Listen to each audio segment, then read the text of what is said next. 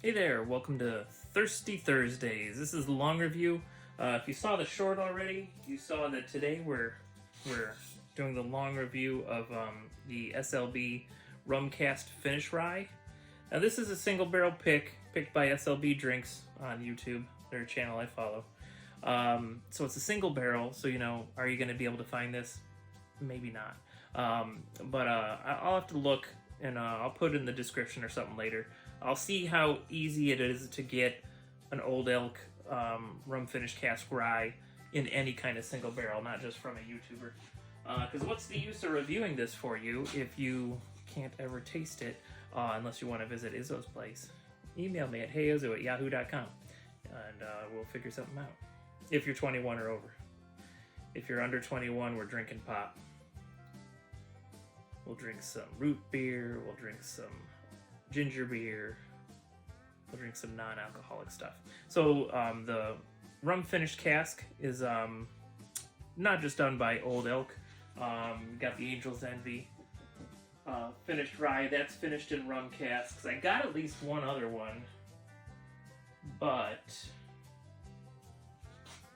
I don't remember which one.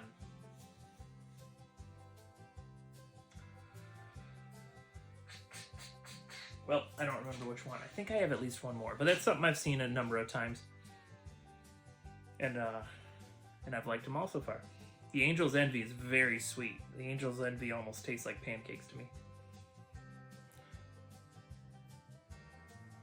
So let's see how far we've drank this down. So not super far. So I haven't been revisiting this too often, but also since it's like a special pick, I'm never going to be able to replace it. So if something's irreplaceable, I tend not to drink it quite as fast. You can understand why. Actually, I probably poured too much. I'll pour some of it back after we do this review.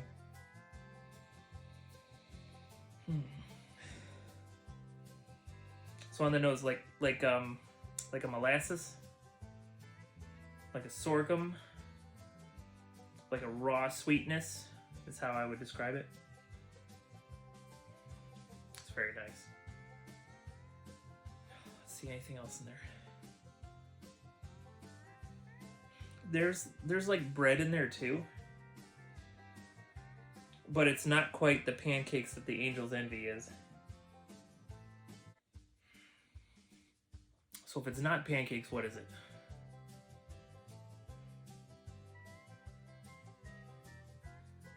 If it's not pancakes, what is it? So I'm not a super fan of them because I tend not to like to put my sweet and my savory together, but there's just a hint of savory in this. So it's like I'm smelling a McGriddle. And I'm not a super fan of the McGriddle, but I like this. So that's kind of funny. All right, let's see what's on the palate.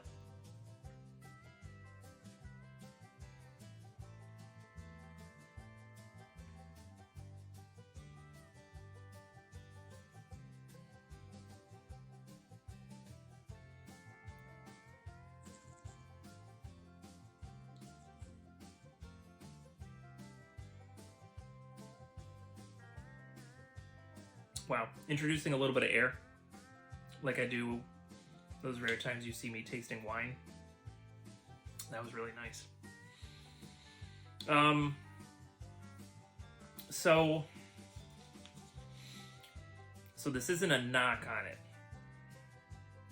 but that McGriddle, that McDonald's taste kind of comes through from the nose to the palate, but it's turned like into the big breakfast, except I've combined everything together and I'm eating it all in one sloppy thing. And I know that sounds gross, but drinking it in a whiskey is good. But like doing what I just described in real life, probably a little terrifying. Can you imagine if someone pulled up, you each ordered a big breakfast and your buddy just slurried it all together and started eating it? Yeah, I can't imagine it either. Let's go on a tangent then. Speaking of slurrying, if you're ever up in the Rochester area, they have a thing I think the original was called a garbage plate, Nick Tahu's garbage plates. But of course, every restaurant up there has done their own. So I've seen sloppy plates, I've seen messy plates. But the ones I had at Nick Tahu's, shout out if they actually watch this, shout out to Danber. But the friends that introduced us to the garbage plate. So it's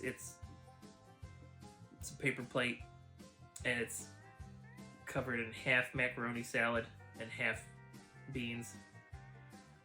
And then you get a hot dog, or you get hamburger patties, or some sort of meat. They throw some sort of meat on there. They do like a scoop or two of chili. I think some onions, and then you slather that thing with hot sauce, and you eat it. And it's wonderful. You know what? There's home fries in there too, I think. Yeah, half potato salad, half home fries, beans, chili, and whichever protein of your choice. And then cover that sucker in hot sauce. I believe we went out for garbage plates after their wedding. That was good times. I'll have to make sure I send a link to this video to Danver.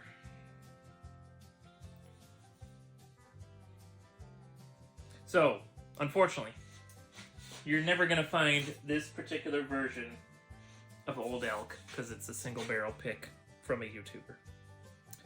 And I want to say this is probably $70. I'll have to look up what I paid for it, and I'll make sure I post it in the description. I'd say like $70, $80 tops. Of course, I had to pay shipping, and I gave them a little tip, so for me it was a little more expensive. But I'd say keep an eye out for that. First of all, keep an eye out for the OldElk rye whiskey finished in rum casks. If you can't find that, now the Angel's Envy is probably easily available, but it's $100, so might not be in your price range. And then other than that, I know there's other ones. And you know what? Next time I'm at the local liquor store, I'll do kind of an inventory, and I'll see what other rum cask finished bourbons and ryes there are, and I'll snag a couple less expensive ones, and we'll review them all. Because I do a personal rye blend. I haven't done it for a video yet. I'll do it eventually. I do a personal rye blend that incorporates the Angel's Envy and a couple other things, and that does just tastes like pure pancakes. It's wonderful. So eventually I'll do my little rye blend, and I'm gonna do it with the Angel's Envy. But once I've done one big batch with the Angel's Envy, I'm gonna start looking to see how cheap I can make it and still get that eating pancakes effect. Without dumping maple in it, like this one here. Oops, this bottle's stuck. This bottle's just a little too tall for where I put it. Oh boy. But this maple here, this is made by a local, to me, distillery. And Lake Erie Distillery. I'm in Eastlake, Ohio. It's in Willoughby, Ohio. It's the next city over. Actually, I can almost spit on Willoughby with how close I am to Willoughby. But I wouldn't do that. I like Willoughby. But anyway, but they've got a maple whiskey. It's very good. But they actually infuse it with maple. So, sometimes people can get the flavors just with the whiskey, and sometimes you have to add things too. And I'm not against adding stuff to the whiskey. Actually, I had a ginger infused whiskey. That was very good. But it's not like they mixed a bunch of blends together and got some sort of ginger taste. They actually put some ginger in it. So it's a little bit like cheating, but also, who cares? As long as it tastes good. But mixing those ryes together like I did, I get a maple pancake taste without having to put maple in it. Yeah, that's all. I guess I'm just babbling at this point. So thank you so much for hanging out at Izzo's place. Thanks for checking out the 2 reviews. Please let me know if you've gotten some version of the OldElk finished in rye casks, or if you have a particular brand of something, either a rye or a bourbon finished in rum barrels. Let me know, because I'm always interested. And besides that, if you're doing woodworking, be safe. If you're drinking whiskey, drink responsibly. But do everything with a little bit of whimsy, and you're going to have a good time. And I will see you next time you're hanging out at Izzo's place. Thanks.